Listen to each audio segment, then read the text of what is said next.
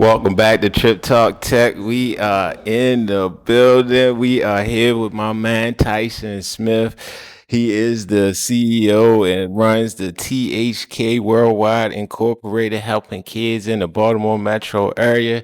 If he looks familiar to you, it's because he used to be on the Baltimore basketball scene, heavy in that 2012 class back in when the Baltimore bump was thicker than thick. King Syrup. He was a 1A regional champ playing at Owens Mills back then, 2008. He actually made a Final Four run, the Super Bowl of the NCAAs for Loyola Chicago. Played overseas the following year after that year in 2019. Then the pandemic hit. And when he came home, he decided to help the kids of Baltimore. I know that's a long introduction, but welcome to the show, Tyson. Thanks for coming on. Glad to be here. Love to meet up though. Love to meet up. Definitely. It's been a while since I seen him, man. I hooked up with him. He actually came out to one of my nonprofit events. I want to thank you for that. But again, we like to give guys their flowers while they're here. And again, we're going to learn about what you do, but just the work that you put in and giving back to the community is to be commended. That's why we got you here. Yeah. Let's talk about it a little bit, man. Yeah. So back in 2022, me and five of my great friends, we ended up coming up with an idea to give back to the community. We have done a lot in the community as far as playing in rec leagues, meeting a bunch of people, working with families and parents. So when we came up with this idea, we wanted to install some good merit back into the community, and we wanted to bridge the gap between the youth coming up and then us being the younger generation, but the older generation too, and kind of give some wisdom and knowledge, and then also redevelop these communities. A lot of our youth in Baltimore City and Baltimore County are misguided through bad influences of our Baltimore culture naturally. So what we wanted to do was kind of disrupt that, and then also pull back into our community and hold community events, doing community outreach and community engagement to allow us to support our community, support these young kids, and then support adults as well. So, from 2022 until now, we made a very substantial impact in the community. We fed over 350 families. We were able to do turkey drives, Christmas toy drives, where we helped like 150 families with toys. We also worked with the mayor, Brandon Scott, doing the spring cleanup, and worked with some corporate partners with Baltimore City. Man, I'm talking about the reception has been so well. So each year our goal is to do something bigger on a larger scale, and then impact the community in a bigger way, but then start these programs that can introduce these youths to a different lifestyle, different way of thinking, and then teaching them some things as well. That's dope. When you kind of got in the mind of, hey, this is what I want to do, like you said, you observed that maybe, the need or the kind of the grabbing of that kid that's probably in that, like you said, Baltimore culture and that culture of really surviving, and showing them a different way. Like, what brought y'all to that though? Like, were y'all sitting around one day just like, yo, this is what we got to do? Like, how did y'all come to? It came from basketball. A lot of our inspiration came from basketball because that's what we found out about ourselves, learning the game and then learning life at the same time. And life for us was real. We were, outside, we were doing things, and we really was a part of our community. So it wasn't a gym or a place that we haven't been to in Baltimore. So then, coming from that, learning team skills, team building exercises, and then actually playing the sport at a competitive level, our mindset was each one teach one. That's what ended up being our thing. We always used to say it. And when we networked and kind of talked amongst each other, after a while, it was like, yo, let's make this real. Let's like do something that's tangible and that people can feel.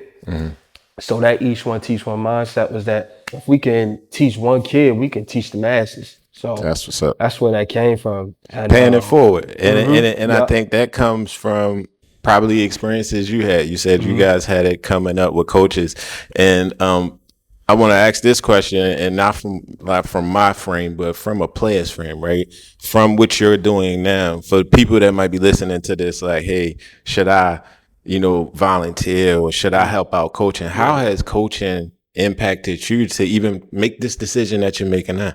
Man, it helped me a lot. I had some great coaches in my life, and I had some great people in my life. Hmm. Um, Credit to my mom just steering me the right way with a bunch of things, but Shout out to mom. She kept yeah, you in the she gym. she kept me in the gym. So with my coaching though, it helped me make right choices. It helped me make be a decision maker and not somebody that just follows the stigma or the Or the status crowd. quo. Yeah. I ended up becoming a decision maker and a leader in my community, on my team, and then that's what something that carried with me all the way through my basketball career, my professional career, and then now as a businessman. That's something that always kind of stuck with me, and it was something I did naturally. Hmm. I never really got asked to do it. I was forced to. So Hmm. yeah, the coaches in my life, they helped me just navigate through my decision making, and that's something that just got groomed along that process. And then as I got older, I took control of that and did things my way, and knew how to make right decisions and shit. That's what's up. That's what's up. Hey, so the basketball bug. We Mhm. gotta touch this because I know it's a lot of kids. Again, that I've seen kind of go through your situation, right? Hey, they went to school, they went to college, they played some pro. Now you're home. What do I do? Do we go on the 1v1 circuit? Do we go 2v2? Mhm.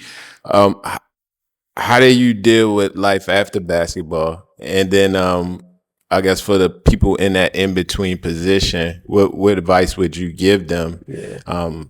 Because I'm sure you feel both sides of that feeling. Mhm. How, Life after basketball is something serious, and I want everybody, like far as these athletes out here, to know that you're bigger than the sport. Us as athletes, we are part of the game, but the game can be a lifestyle for us, but it ends at a very young or a middle age for us, where we think we're gonna play ball forever. That stuff ends, midlife, and then people had these midlife crises, like, I don't know what to do without basketball. But for me, I know through the process of me playing, I had these good coaches and these good people in my ear letting me know that I'm bigger than the game. Had an exit plan, had something that you can fall back on, had some things that you're able to do, and had some skill sets about you that's off the court to allow you to do and navigate through life after basketball. So that was a huge thing for me, because my mother was a huge stickler about that, when she was just like, you need to keep that business mindset, understand that basketball is a business and this ain't your life. It's going to end soon. And, when it ends, you be prepared and be ready to make another transition out of your life and open up a new chapter. So that was something I always kind of kept in the back of my mind. But like I said, naturally things had happened, and I started speaking at schools while I was still playing. I was lead on my team, captain my team, and I was able to kind of push myself into a path where I was like, all right, I know what I want to do once I'm done playing. I knew I wanted to get back to my community. It was just a matter of how, and then putting up a plan to do it. mhm. And like I said, I've been a part of this community for so long, and then the community embraced me when I came back. I was really helpful too. That was really helpful. So just having that transition plan and understanding that, like, basketball is just a chapter, a small chapter too. We got a small window to kind of play this game. For us, that's fortunate to play it at those levels and stuff like that. But then once it's over, we got to open up that book again and write a new chapter. For players like yourself, my son, I really look at y'all, and like I even told the kids, I think Mm, Sunday, I look at you guys because y'all took the road less travel, yeah. right? And a lot of kids that don't have the big back end behind them from Mm, AAU and yeah. or influential coaches, and there's no knock to those kids that do. Mm, That's what's up. They have that outlet, but the ones that don't, but in their rank, in their mind, and their work ethic, know they're a great player, what would you tell them to do as far as their D1 dreams? Because we yeah. know you didn't just go right out of those winning situations Yeah. into where you wanted to be. Yeah, that was crazy, man. Even my upbringing going into beginning the AAU stuff, I know I had to go in the city and try out for Nike Elite. And I went there, killed it, and then I ended up getting on the team. But then that's when I knew I was like, I belong. just like everybody else, but I knew I was good though. And when I got down there, I was just trying to compete hard as I can. And that opened my eyes up to how big basketball is, because we think Baltimore is like, Yeah, if you're the yeah, top player in yeah. Baltimore, you just lit. You just Yeah. somebody. And that's true. That's true. We got a good culture down here. But I think our earlier years, like my class, the years before me, had a bigger impact than the ones coming in generation now. But with that though, you got to be confident in what you're doing, and you got to put the work in.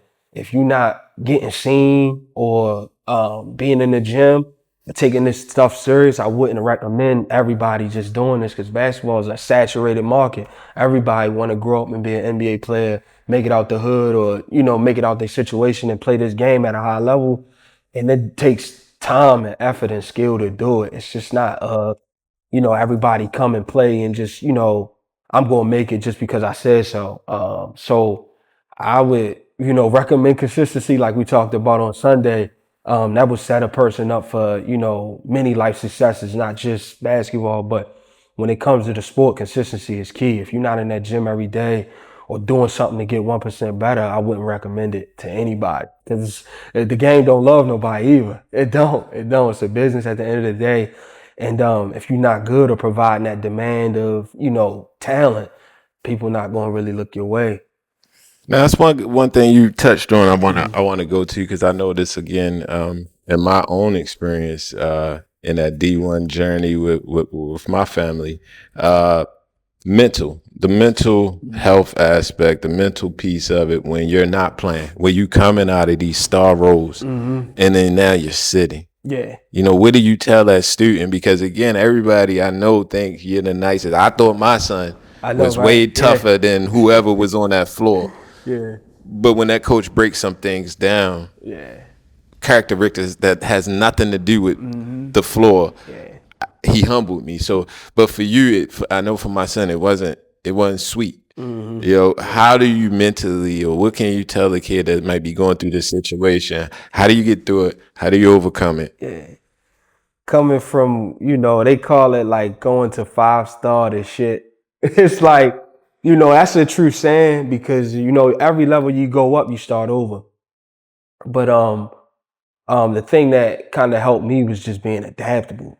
Man, I come from a place where, yeah, Baltimore. I come from Baltimore. You know what I mean? So it's like, if you can make it here, you can make it anywhere. It's like New York a little bit. That saying, that's true for here too, because if you can be somebody from here, which is a tough city to come from, and you go out into this world, you can be somebody, but you have to be adaptable in every scenario. So me going from, being one of the best players out of the class and one of the best players in the state and everything like that, and then going, to the route I went to, I went JUCO first and then I went D1.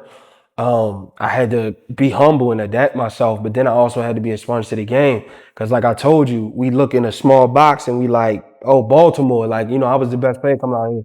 But that don't mean nothing from a player coming from Texas that was the best player out of Texas. Texas is the third largest state in the world right now. So with that, you gotta be adaptable, you gotta listen, and then be accountable. And being accountable is not just, correcting your wrongs, but you got to make sure you're in that gym. You got to make sure you holding yourself accountable and be like, I got to stay after practice today. I got to make sure I work out extra today. I got to make sure I put this weight on and make sure I'm doing everything right so I can be on that court. And then when you get on that court, you take all that teaching that you got off working out and from being a sponge and all that other stuff, you apply it to the court and then you play your game. That should work out for you. That's what's Yeah. up. That's what's up. All right, last question for the basketball, but for the young kids out there again that are going through this grind, they might be freshmen entering Mhm. into high school. What advice would you give them to get to their goal? Both sides, education and for Yeah. the game. That's good. Advice I would give a young up and coming athlete going into high school and starting their journey is keep your eyes open. So let everything that you see and that you hear be a knowledge piece to some point. Be able to learn from a lot of situations. You learn from the worst player on the team and the best player on the team. And then also you adapt to the environment. So if it's a hostile environment where, dudes are getting in your jock strap and they playing defense and, they picking up 94 feet. Or if you come in and you seeing killers, you seeing a dude drop 30 in practice every day. You got to be able to adapt to those environments, and then also what's in your skill set to help this team win at the end of the day.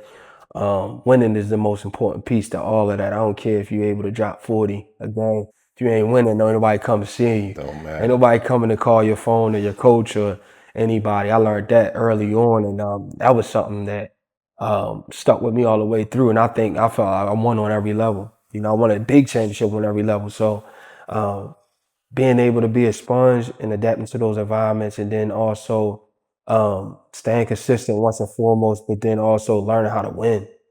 I think learning how to win is the biggest piece. That'll get anybody on the court, but then that'll get you far in life too. Yeah.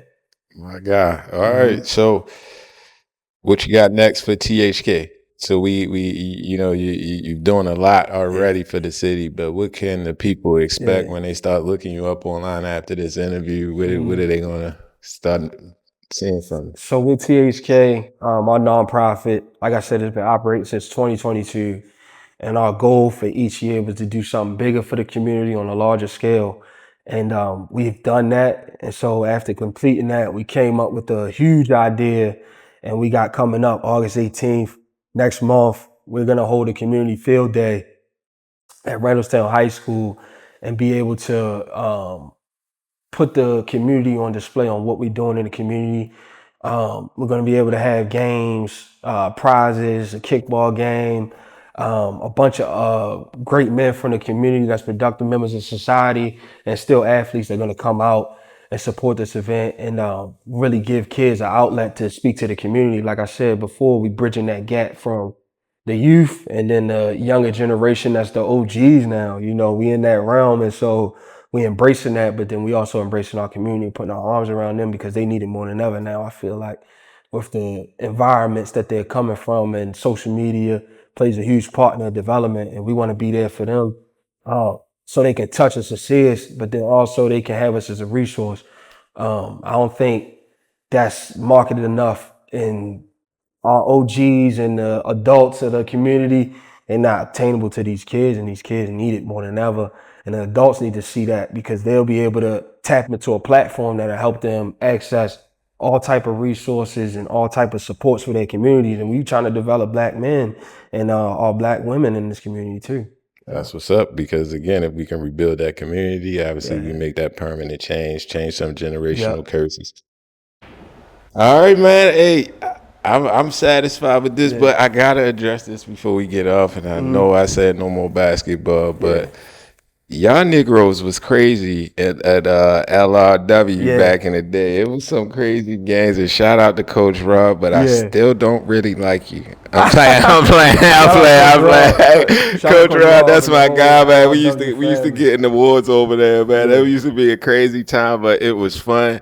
It was a Yeah. lot of talent. Coach Rob, like I said, it's guys like him. Yeah. I know that just took programs on like that, and like one of those father figure type guys. Like Yeah, for he's one of sure. those guys I think like Bentlow, you think Coach Yeah. Herman, like Yeah. guys that just kind of been in place. I know him and his wife ran that rec forever, but always kept you guys going. Always kept us from the city coming out there invited us with open arms. Yeah. So just want to shout him out. I'm messing with you, coach, but Yeah. yeah, I remember those battles. I appreciate them, Yeah. and again, learn so much from you kids and vice versa. And just shout out to what you're doing, man. Yeah.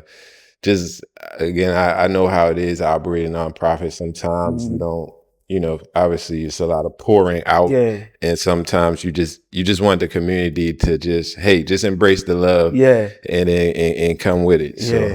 again, You got to get a community something to, be receptive to.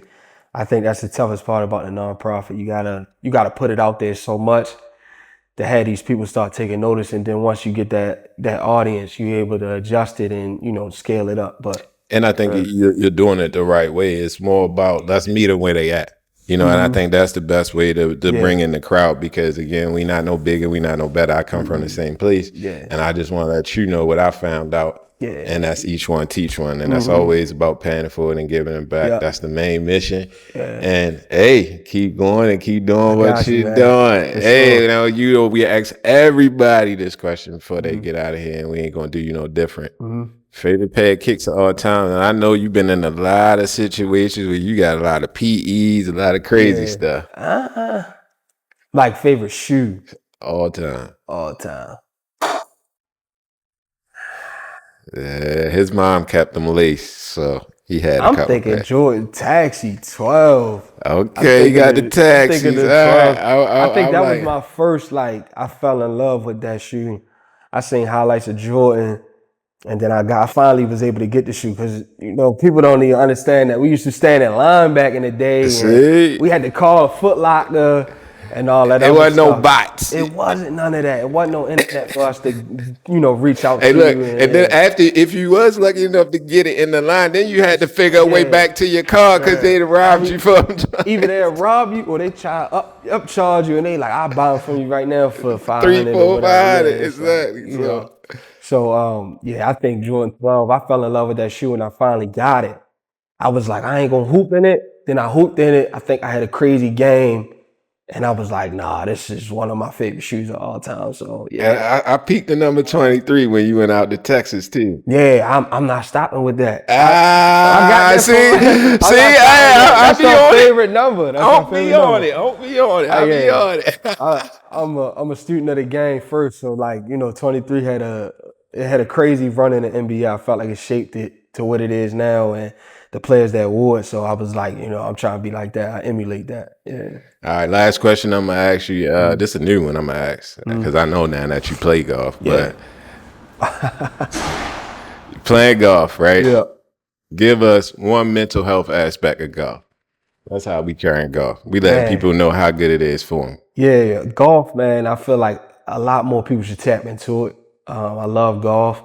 It's something I picked up as an adult. Like that was something after the game. I was done playing, and I needed some sport to play. And I still get down to basketball. So everybody, you know, I still get down. Oh, you say he was smoke. I still get down. I still get down. It's still crazy. But with golf, man, like I picked it up, and I was able to go out there by myself a few times and experience, you know, driving, putting, chipping, playing throughout the woods or wherever I'm at. And, man, just the mental aspect of just being able to be in serenity. You quiet, you're on a nice green, you're in a nice neighborhood. You might, you know, have a few drinks out there, whatever the case may be, but it's a great experience to be at peace. But you're doing something productive. It's hot though. It is hot, depending on where you playing at, but it's something peaceful to do and it's beautiful to see as well.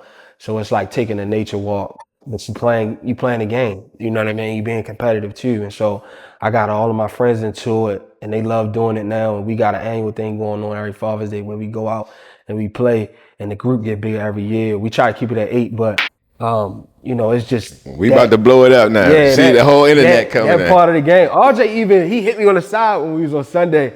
He's like, yeah, yo, come back out here when you ready. He was like, oh yeah, RJ challenging me now. So I gotta go out there and play RJ. I'm gonna go out there and swing with him and play on the links. But yeah, I love golf, man. And shout out to Coach Rick. Yeah, for the mental health, man. I think it does a lot for you. I think it's just, you know, a peaceful place to have, you know, that quiet time to do something that you love, no distractions, and you playing against yourself or you playing with some other people. So I love it. My man. Hey, Tyson Smith, we appreciate you, brother. Keep doing what you're doing in the neighborhood. Like I said, you know, from the heart, you fam. I love you, man. And I just thank you. I thank you for what you do for the community. I thank you for what you did for my nonprofit. Yeah. And I just wish you much success. You and your fam, man. No doubt. I appreciate it. I appreciate it. All right, man. We out. Yes, sir.